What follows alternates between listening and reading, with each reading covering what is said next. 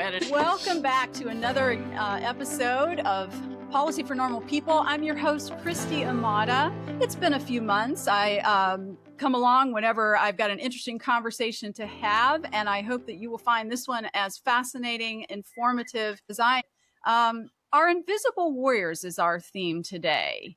Are we keeping our promise to women veterans? With me today, and I'm excited to welcome her, Nancy Becher is the founder of Invisible Warriors, a nonprofit organization whose mission is to support, connect, and empower women veterans through community, resources, and spaces designed for belonging, growth, and leadership. Nancy, welcome to the show. Thank you. I'm really excited about being here. It's wonderful to have you. And remind us again, I know you're in Alabama. That's the headquarters of Invisible Warriors. And what city or town are you in or near? We are in Huntsville, Alabama, which is in the northern part of Alabama. We're actually located in a military town. Redstone Arsenal is here. The Space Force is moving in here. We have NASA here. It's a big and growing bigger community. Fascinating. So military and scientific complex there, it sounds like. Very good. I came across your website, invisiblewarriors.org, and I'd invite anyone listening to the show today to check that out. We'll talk more about that, and Nancy will tell you more. I was really struck in our earlier conversations, just the two of us and Nancy, before we decided to do this episode together, about all of the things that I did not know, was not aware of, what women veterans experience, and even some of the challenges that they face during their time in service. So anxious to talk to you about some of those stories. Also, true to the nature of the show, going to get into a little bit about how policy has affected, for better or worse, the challenges that women face in the military in the United States, and talk about what some recent developments have been in that regard. But first, Nancy, tell us a little bit about you and Invisible Warriors. What inspired you to found the organization? Long story, and I don't know how interesting it is, but I never envisioned myself doing anything like this. I was a business consultant for 35 years. When I met my husband, who was actually in the Marine Corps, he'd been in the Corps for 23 years. And shortly after I met him, I was in a car accident and wound up not being able to even get out of bed. And after about a year and a half of just feeling sorry for myself, and not even wanting to be in this life any longer, I was struck literally on the back of my head by what I call a Gibbs slap. If you've ever watched NCIS Gibbs, Jethro Gibbs, who would come along behind someone who was being stupid and he would slap them on the back of the head, and that's known as a Gibbs slap. And I was laying in bed feeling sorry for myself one morning, and I literally got this smack on the back of my head, and I'm looking around and there's no one there, and I went, okay, God, what are you trying to tell me? That hurt. And I distinctly heard, you're not dying from this. Your life is altered and changed, but it's not ending. Get up, quit feeling sorry for yourself, and start supporting others who need your help. And that really and truly is the original inspiration for doing something. Because of my husband being in the military, most everything that we did was, once I actually was able to get up and get going again, was going to military functions. We would go to the American Legion. We would go to parades where you'd see all the veterans in their uniforms. We would go to the VA. And I was struck repeatedly by the fact that there were no women, or very few women. And that made me start to question and to think. And so I started doing research. I love doing research. I had my doctoral degree was mainly on how to research. And so I started looking into things and asking questions. And when we would go to one of these functions and I would see a woman, I would ask questions, and was inevitably struck by the fact that even though women have been an active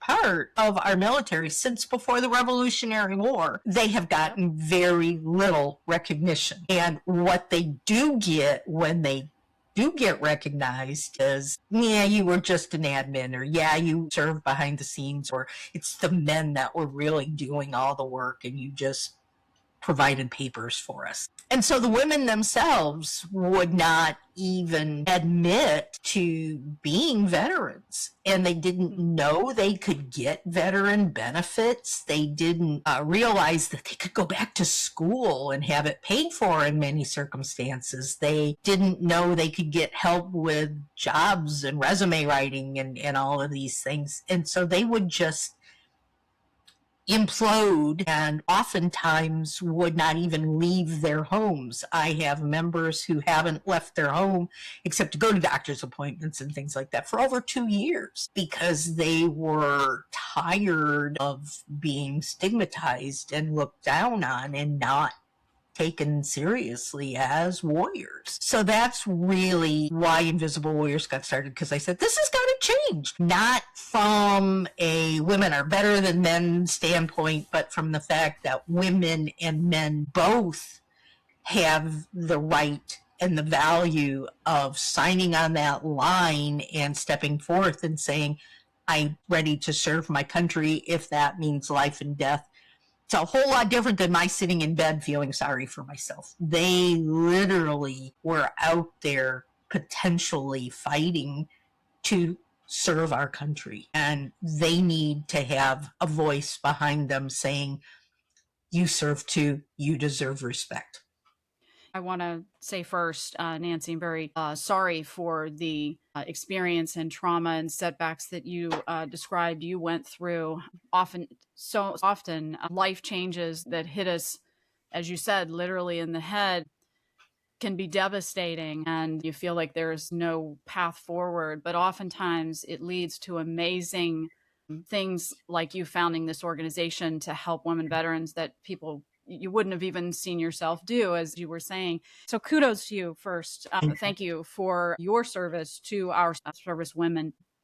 You brought up a couple of things that struck me, and I know we'll talk more about this probably later in the show, but not seeing women when you were going to events and things. I grew up in Grafton, West Virginia, which is very well known for its Memorial Day parades. It's a big affair and very nicely done. And ever since I was old enough to participate in from kindergarten all the way through high school, the community walked in this parade, and along with all of the clubs and societies and groups, really a tremendous support that I'm used to seeing through my youth and growing up that I don't see quite as much of anymore.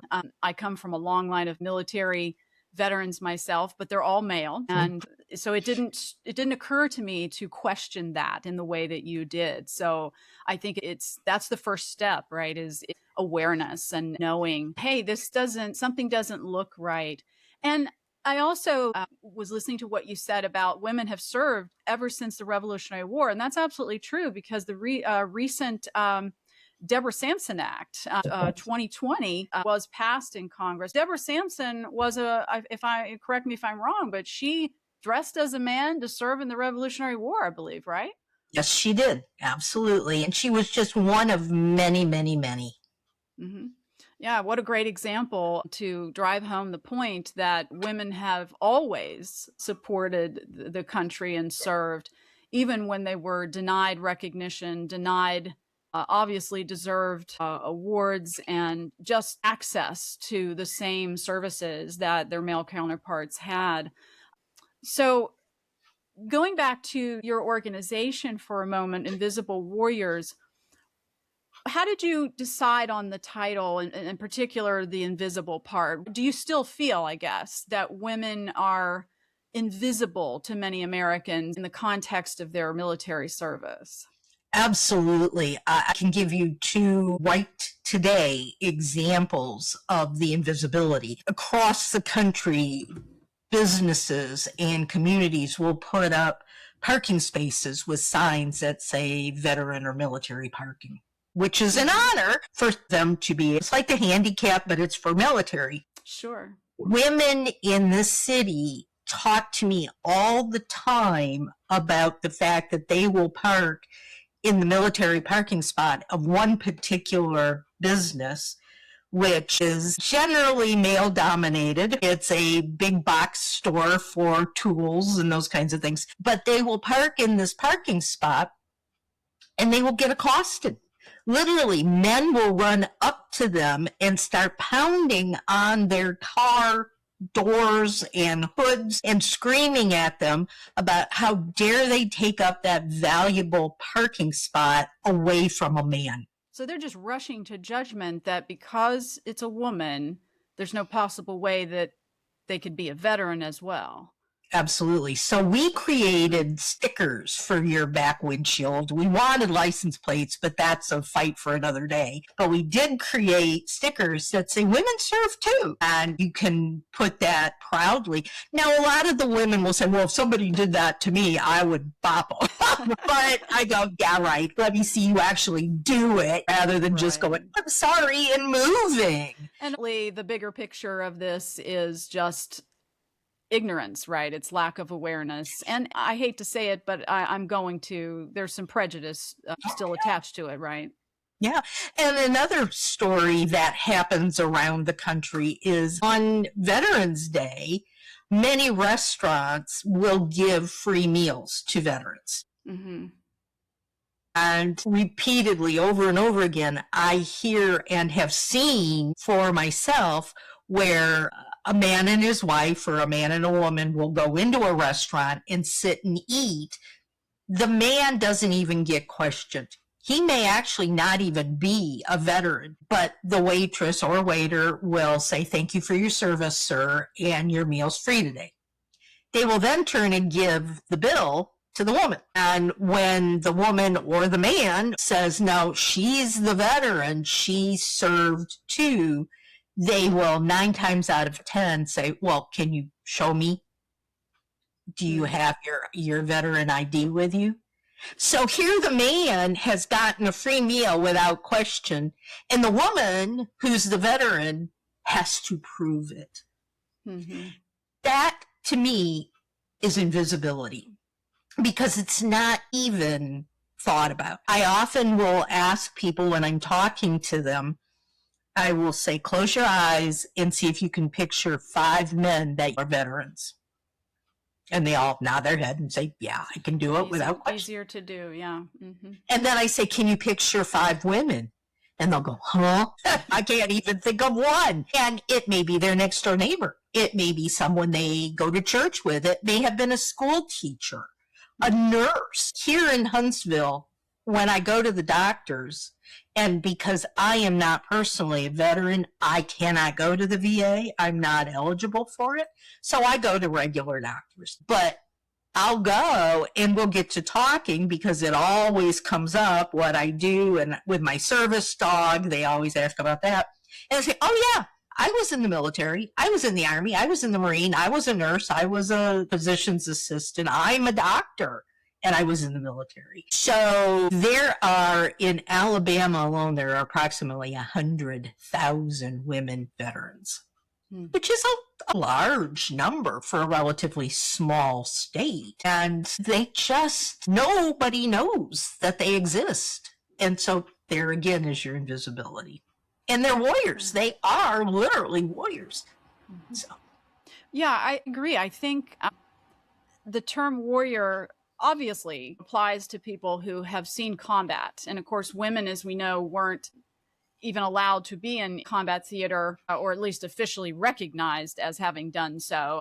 I believe that that's only been for combat theater anyway. It was 2015, I believe, correct? 17, I think. 2017. Okay. When we talk about visibility and invisibility, do you agree that some of that over time has been affected not just by policymaking, but the change in culture and society as a whole relative to not only the recognition of women outwardly of their service, seeing them as true soldiers and warriors in the same vein that you would their male counterparts, but also obviously fewer women served in earlier times when communities had a greater percentage of the population that were veterans, right? Yeah. And now we have a greater percentage of women in the military, but it's a volunteer service. So you have the change, the transition from obligatory service to voluntary that has an effect, has an impact on not only the numbers, but probably society's awareness as a community in how they support women, I would imagine. Yeah. I looked up some numbers and I was just kind of curious before our conversation. So the decline, and I think you have some of this on your site too. So folks, check out invisible.warriors.org. There's a lot of great information on there. But you have almost less than 1% of the population now that are veterans and that have served. But here's something I don't know, Nancy. I know having a son that he had to sign up for selective service. That's still required, even though there's no draft. I don't recall that being the case for my daughter. Is there some resentment that you see from the male side that if women want everything to be equitable and equal, that they should sign for selective service when they turn 18 as well? Yeah, and that really, if we get into culture and society and politics in general, that really becomes one of the issues, especially with the younger women. They'll talk about the fact that it's taken them so much of a fight to just be considered veterans and want to be considered women veterans. And to a certain extent, I get that. But then you turn around and they want us to fight for health care for them, which is women related. It's like we have a major VA clinic here in town that just recently got their first mammogram machine. So the women want fighting for better equity healthcare. They want those things. But yet when it comes to something like being called into service, you look at this, you look at Israel, you look at a lot of the other military organizations around the world. They all have very large populations of women, and they are required just as much as the men. You get a kickback from the women in this country. If we want to do it, we've decided to do it on our own. We don't want to be told we have to do it. Yeah, did that too. Men, as we know, plenty of men volunteered regardless of a draft or selective service sign up. Yeah. But yeah, it was a curiosity as we were coming into the conversation. I come to that question from the standpoint of, I hope that it's not creating even more of a feeling of resentment, but I would almost imagine that it probably is, because to the point you made about how you're just now getting a mammogram in your local VA hospital. I mean, that's long overdue, right? And women do have different healthcare needs. It just feels like sometimes fight for civil rights and for equality gets convoluted and entangled in a strange way that maybe it shouldn't with other issues. One of the things that I just found out a week or so ago, which I think is really interesting but very telling, is that up until 2023, the motto for the VA was, "We serve our men and their widows." Oh, wow. Till 2023. Till 23. What is it now? I don't know what it is now. They have changed it, but I haven't had the time to look and find out what it is. I'm curious. I'll have to look. I mean, I'm glad it's changed. Let's hope it's changed for the better. One of the things, I'm going to jump back a little bit. This last year has seen the largest, and again, I do not know the statistics, I just know baseline that it's happened, the largest increase in numbers joining the service from a long time. It's higher than it has been in many years. What do you think's driving that? Well, I think it's the what's going on in the world right now, and what's happening overseas and in the Middle East. I think we're worried about what's going to happen in the future. And so people are standing up and saying, I want to make sure that we are protected. But women are the highest number of the population joining the service. They are joining in higher numbers than men.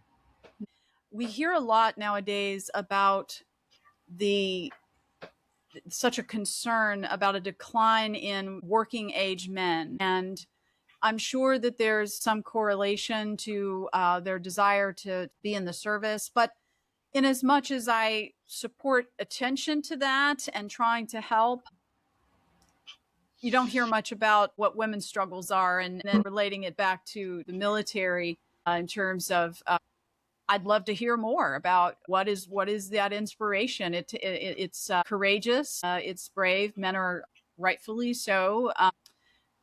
They receive accolades for stepping up, as you said, regardless of requirement or not. You just don't hear as much accolades for women. At least I haven't personally. No, you don't. Yeah. And I think in part, some of it is that by joining the service, you get a more stable life. You get food, you get a paycheck, you get someplace to live, you get order, and it's different than just living in the chaos of the world right now. So I think that's part of why the women join, and it's why men join too. But again, the thoughts and the feelings and the emotions and the culture for women and men are different. And each person is an individual and unique. So each person brings their own background, their own feelings, their own thoughts. But there are things that you can see that are unique to the different sexes. So a man's not going to say one thing where a woman is going to say, yes, that's why I joined him. A lot of the trauma, 9 out of 10 women in the military have had some sort of PTSD, and 1 in 3 statistics state, and we really think that the numbers are higher, but that's what is stated right now. 1 in 3 have had some form of military sexual trauma. And a lot of times research shows that for women especially, a lot of this mental health has actually come from prior to their joining the military, and it's just been exacerbated by being in certain circumstances. And I think they think, well, I want to get out of what I'm living in now, so I'm going to go into the military to get away from it,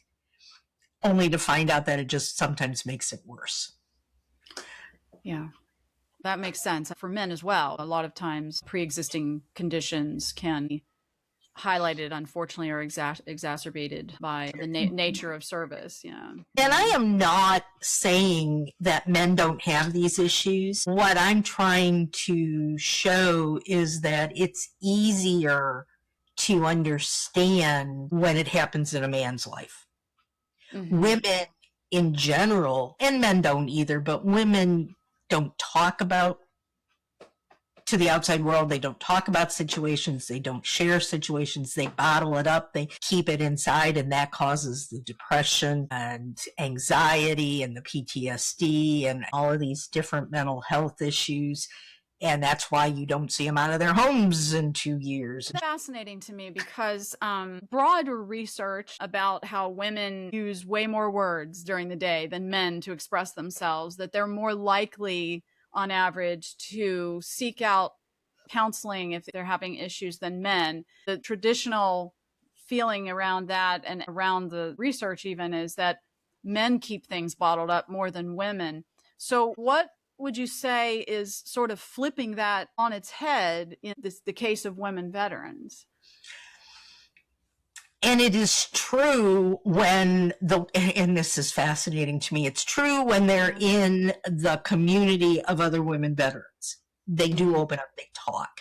We're getting ready to have our 3rd retreat in a couple of months, and I have seen at both of the retreats that we've had in the past where we're not talking about any of these situations. We're just sitting there playing cards and having a good time and laughing, and the women just start vomiting out stories and well, this happened to me and things like this, because they know that the other women are going to, at least on one level, understand what they're talking about.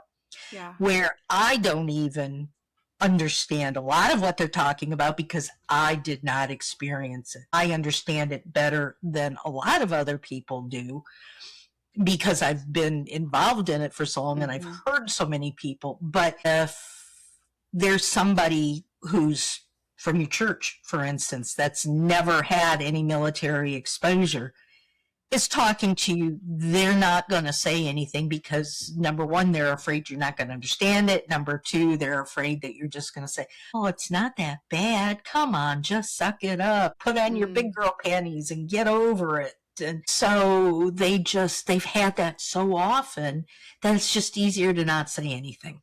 I'm going to take us back for just a second to where I mentioned I got kind of nerdy for a minute or two before we had this conversation. I looked up just a few short statistics. Here's some things that I pulled out of that quick little search, and relative to the decline of American servicemen and women. We had people coming back into their communities. 11% of the population served approximately around World War II and became veterans. Vietnam, it was 15 to 16%, and Iraq, 6 to 7%. So granted, you've got the impact factor that we talked about before, about what women were permitted to do, how they were categorized, even if they were serving, how they were recognized or not, that can skew these numbers probably in terms of just women's service time. But with that said, one of the things I think you hit on here, and it relates to what I saw on your website, and then I got more curious, and as I said, I looked up these numbers.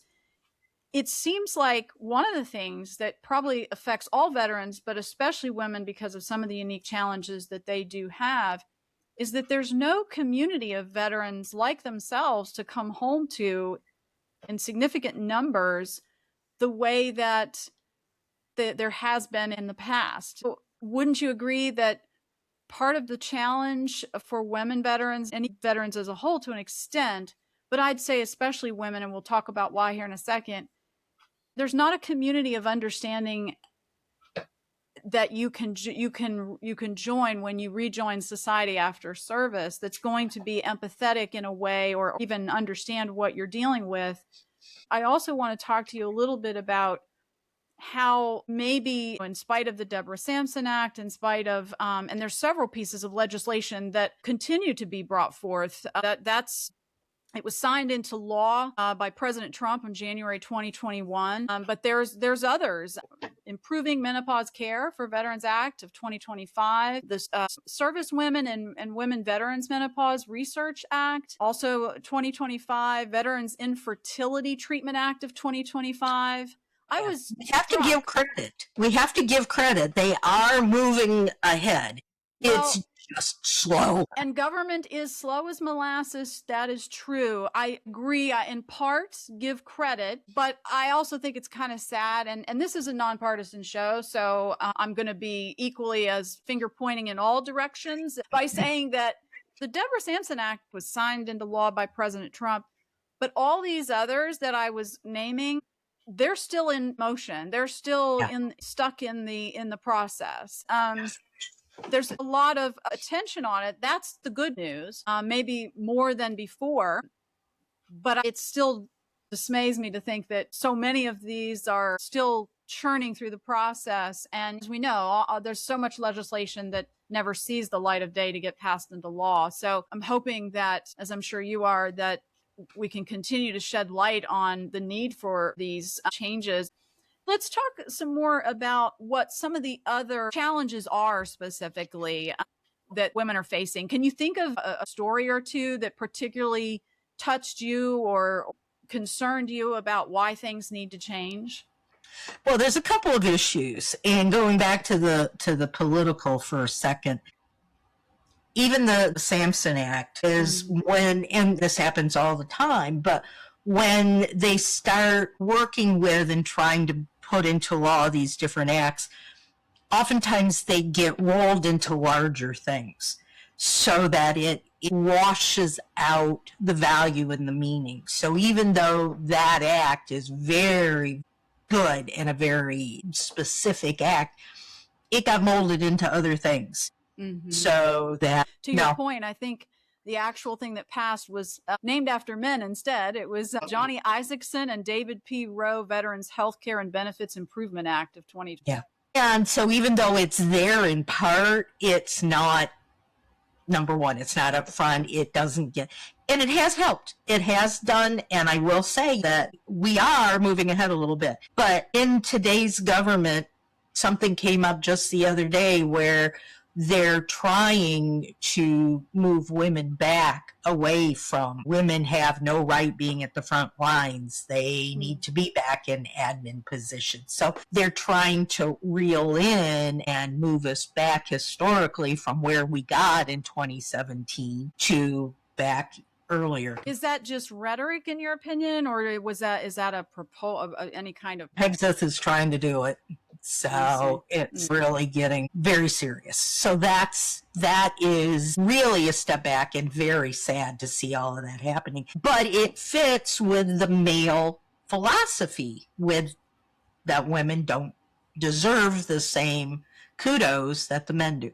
So that's the one thing. The examples in where you're saying women don't have the groups to talk with, I'll give you a story that just happened a couple of weeks ago. I answer all of my phone calls because I never know who it is that's going to be calling and asking me for help.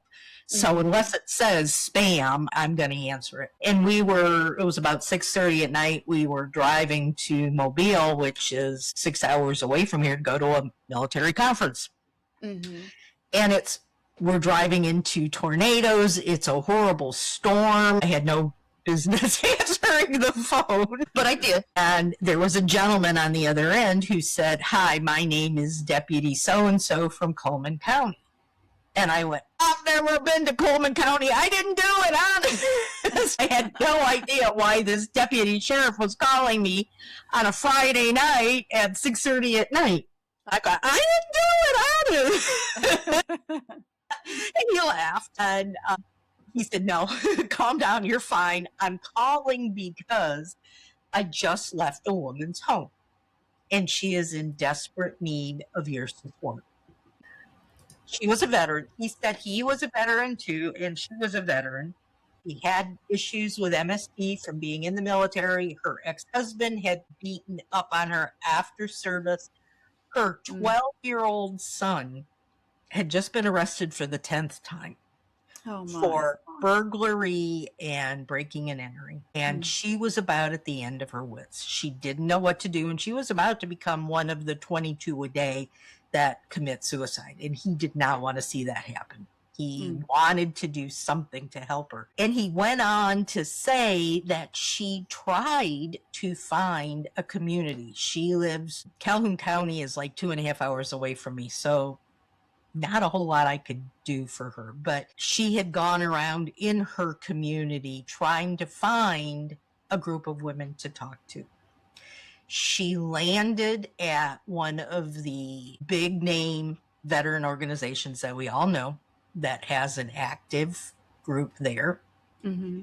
Unfortunately, and that can lead us into a whole nother rabbit hole about the people that go to those organizations are from World War II and Vietnam. All they want to do is sit around and drink and talk war stories from years and years ago. But she went trying to find a group that she could be a part of. She wound up getting roofied and raped in that organization. Oh. So that was the end of the line for her. She just was done and was so afraid. And the deputy said that he had spent probably an hour and a half Googling women veterans organizations in the state of Alabama, and Invisible Warriors is the only one that came up. We were the only one there that could help her. And I said, "I don't know what I can do, but let me look." So the whole next day, I did not go to the meetings I was supposed to go to. I spent the day in my hotel room on the computer Googling support groups for women veterans. And I called him back. I actually got a list of a few places that kind of sort of they weren't veterans, but they were women's groups. And I said, "We have an online platform. She can get on our online platform and talk to other women anytime she wants, day or night. They're all veterans. They all understand what she's going through. But it's not somebody who's going to knock on her door and say, 'Hi, I'm here. Fix me some coffee and let's talk.'"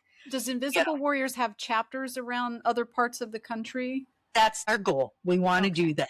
But right now we are focused on the northern Alabama area because I want to get it right. Mm-hmm. And a lot of it is, it's me, myself, and I. I don't have a lot of volunteers. I don't have a lot of people stepping up to say, I want to help, which goes back to the whole issue of it's not important enough to volunteer for. It's not important to step up and be a part of. And it's also So, a lack of awareness in general, right? Some people out there who wouldn't help more if they simply knew about yeah. what the challenges were, right? Or knew that it was a problem. Yeah. That's why I'm here. I'm trying to let people know Yes, that exactly. these things exist because we are at the point right now where if we had funding, if we had the people to support us, we could at least branch out into other locations. I've got Georgia and Tennessee and Michigan, all three states, asking me to come there and help do what we're doing here, there. And I just can't do it.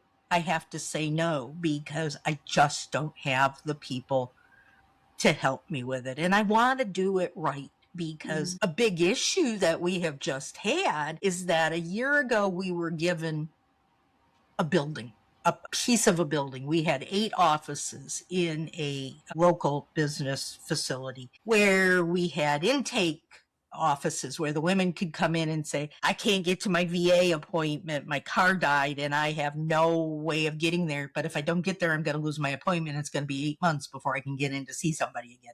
And we can find her transportation.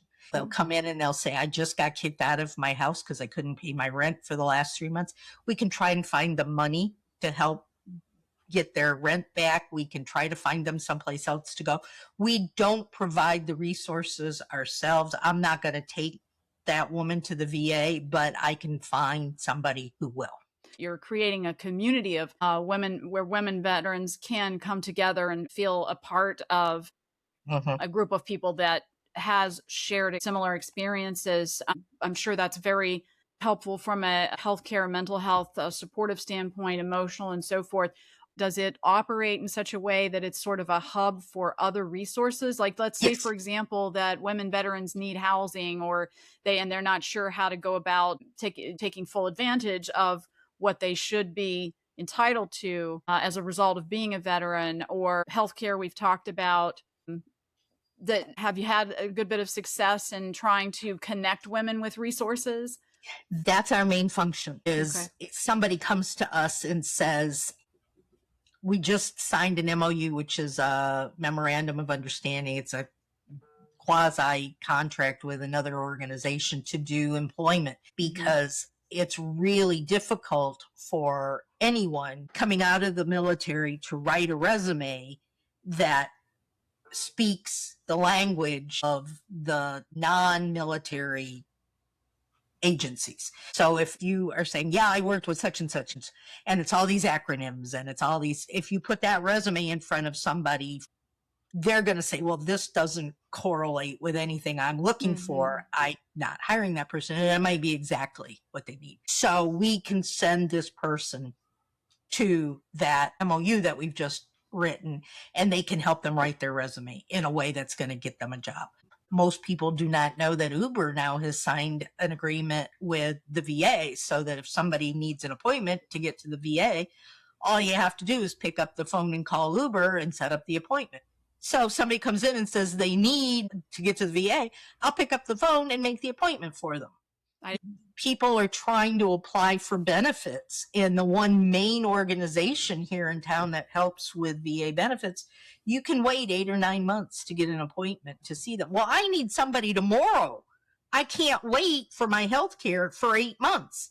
So we have other organizations that we reach out to. And a big concern that women tell us all the time is that, yeah, I'll call. I know this place is there, and I'll call them and I'll get voicemail. Or I'll get the receptionist and they'll say, yeah, they're not available. They'll call you back. And I sit and I wait and nobody calls back. So we call and I don't get off the phone until I've talked to somebody. And so I will Excellent. help make that appointment for them so that they're not just drifting and finding a bad situation even that much worse. This building had just taken off and was getting to be very successful. And the gentleman that had donated the space to us got somebody who wanted to rent the spaces. I understand he needed the money, but we lost our building. And so now these women who had just gotten a little bit of security in their life where they knew they had somebody to help them, it's gone. So we're trying now to find a new building, and it's very difficult because everybody wants, and I understand it. If I had a building to rent, I would really need to have a heart for this in order to donate it. But there's got to be somebody up there who gets it and is willing at least to give us a break on rent or something like that. So the women, again, they could go to Wounded Warriors and Wounded Warriors can help them. But if you look at the Wounded Warriors site, every single event that's listed is for men. Yeah. That's interesting. I mean, I did see not too long ago where they had taken a group to the Capitol to meet with certain congresspersons regarding, it was about menopause for treatment for women in the military. It sounds like maybe there's still... Organizations will throw in the one-offs. They'll say, well, we do this and we've helped with that. And a woman can go on a hike just as much as a man can. But if you've got 10 men and one woman, that's not going to feel real comfortable, probably. So what do you think, Nancy, is the real impactful cultural shift that needs to change, and mindset that needs to change, perhaps? Because it sounds like from the stories you've told and what we're talking about right now, that we've really got an issue. Is it fair to say that it's still largely a culture, both within the military in active service, and then when you come out as a veteran, where the first thought is the need for the male soldier before the women? And if so, why is it still like that? That's really one of the issues that I battle with. To the women who come to Invisible Warriors, when the VA or other resources they've tried to reach out to themselves is failing them, what do you hear them say about what I just asked?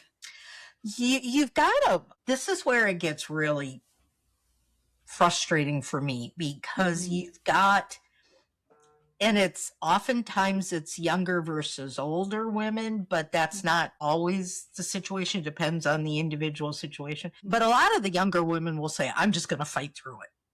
Whereas the older women say, I just don't have the energy. I don't have the strength to do this. I'm just going to let it go. But yet, on the other hand, you've got the women who are saying, we need the mammograms. We need the doctors that understand female issues. We need these things. We need the help that we're not seeing. So I truly do not know. And this is one of the things that we're doing surveys on. We have polls. We're trying to do research. If you look around at the other women veterans organizations that are out there, most of them are for camaraderie. They're things like, yeah, I'm going to help you create your own business, or yeah, we're going to have this party and we're going to have this party and they don't really get involved in the in-depth because it's hard. And when you can't get the women themselves to coalesce and cohese on what's going on, you're not only battling the outside, you're battling the inside. The closest thing that I can say is look at how long it took for women to get the right to vote. That started in the mid-1800s, and it wasn't until the 1920s until we actually got the right to vote. And then Black women even longer. Yeah. So it's not, and I'm not the most patient. I'm constantly saying, hey, God, give me patience. And then he just makes everything that much longer. Well, yeah, but it's understandable. I'm coming to understand the source of the frustration, support. And it demonstrates too that passing laws and legislation is only the beginning, and it's only the start of trying to fix these things in a broad spectrum in society. This is primarily a federal issue. And then there's oversight organizations The final thing is funding any of it. There has to be a cultural mindset shift as well. We saw that with the civil rights movement and women's rights, broadly speaking. And I know that you and I talked a little bit offline too about, as you were just telling me some of the stories and you were talking to me about some of the challenges that that women veterans are having, broadly speaking, everything from things that the Deborah Sampson Act and policy results that were supposed to come out of that, or many things that you're telling me are stories and challenges that women continue to face. It was supposed to include increased attention to homelessness. I don't have a sense. I haven't looked up any numbers, but is homelessness a big issue for women veterans? Twice in a way as many women veterans are homeless as non-women veterans. Because there are also many of them single parents. They're divorced, they're for whatever reason, and they can't get jobs that I had referred to earlier. So there's a huge population of women that are homeless. Have you seen any concrete positive progress after the passage of that act? I know you mentioned that, unfortunately, Secretary Hegseth under this administration, despite the fact that it was President Trump who signed the bill into law, that the secretary is now perhaps taking steps to pull back on support for women veterans. But in general, at the level of the VAs, for example, Veterans Administrations, have we seen any progress? Is it having an effect to help?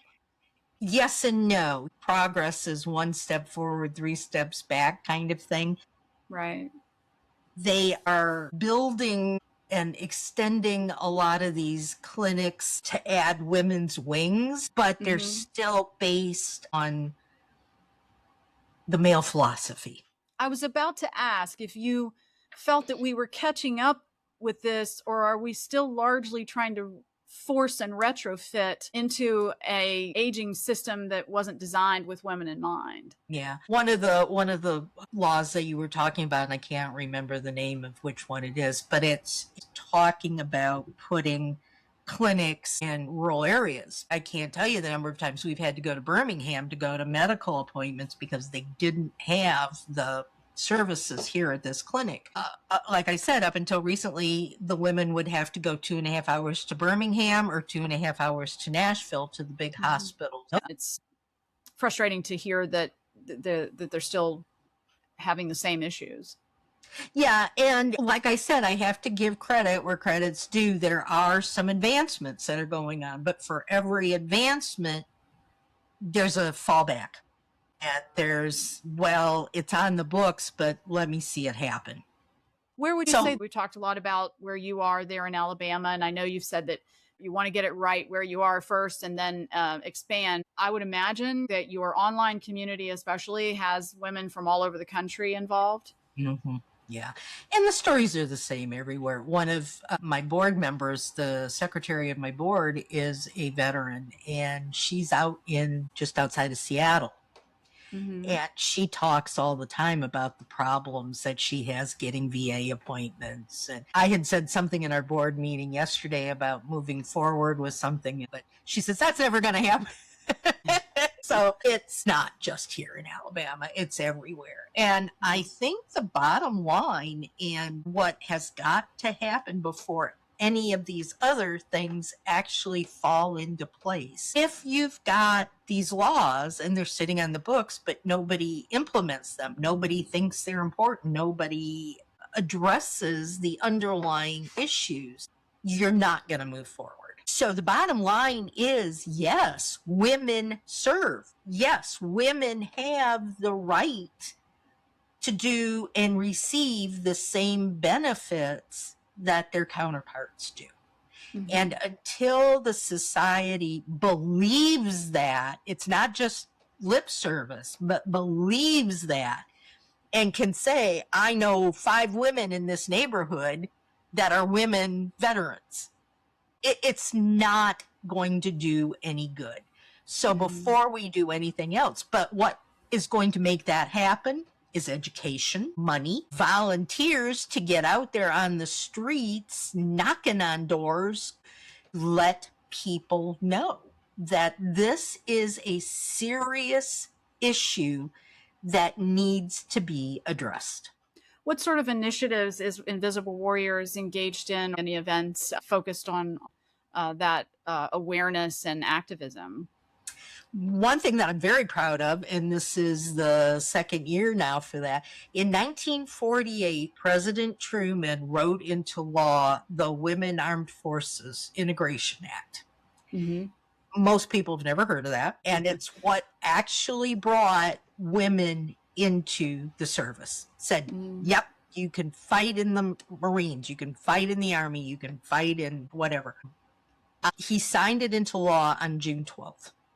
June 12th has become Women Veterans Recognition Day. Ever heard of it? I'm ashamed to say I have not. Yeah. June 12th. Okay. June 12th. It is a holiday. It is a very significant day. And I'll tell you a story first, and then I'll tell you what we did about it. June 12th of this year, right there in Washington, they're in front of the cemetery, Arlington Cemetery. There's a huge Women Veterans Memorial. For the last 23 years, on June 12th, they've had a wreath laying ceremony there.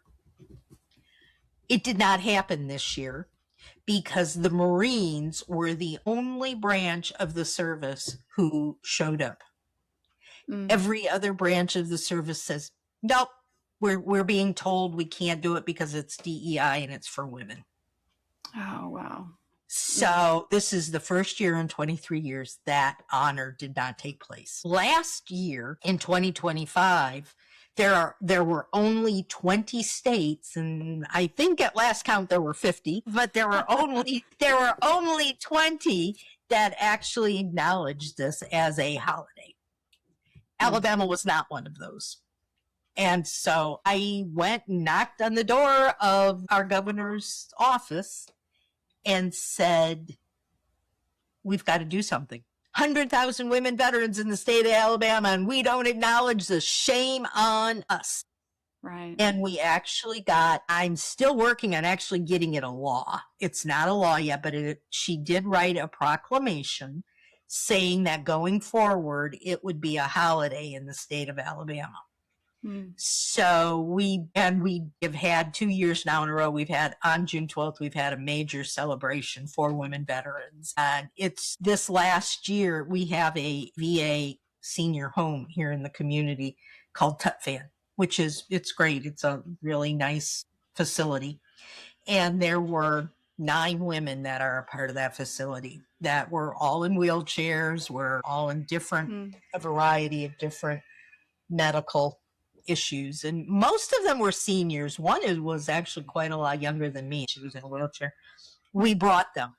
We gave them free admittance to this gala that we had, and they're all sitting there, and we're singing all the anthems for the different branches, and they're holding onto their chairs and rocking when it was their branch's time for their song, and they're in the background doing this with everything. And we had a wonderful speaker who was the first woman to be an advisor for the Army Rangers when they actually let in a couple of years ago, and she talked about all the issues and the trouble and everything of being in the Rangers as a woman. And so we've done that 2 years in a row, and that is a teeny tiny beginning.